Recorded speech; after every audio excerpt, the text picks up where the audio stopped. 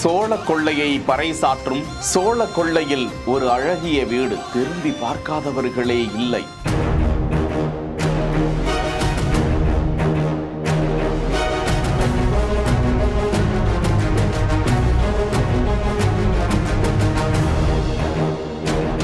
எத்தனை அருமையான படைப்பு! வாழ்வாதாரத்தை பெருக்குவதற்கு, வியாபாரத்தை உண்டாக்குவதற்கு விழிப்புணர்வு.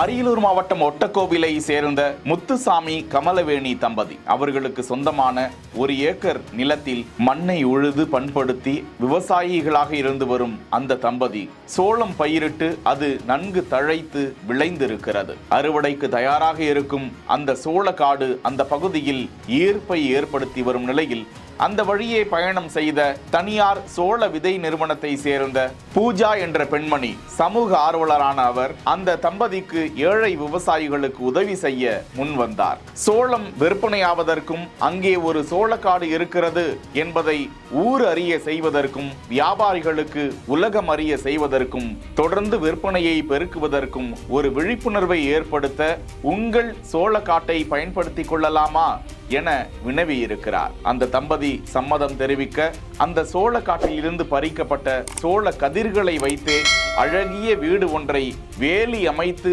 அழகுற காட்சிப்படுத்தி இருக்கிறார்கள். இதனை அந்த சாலை வழியே செல்பவர்கள் பார்க்காமல் செல்ல முடியுமா என்ன நின்று செல்ஃபியும் எடுத்து மகிழ்கிறார்கள்.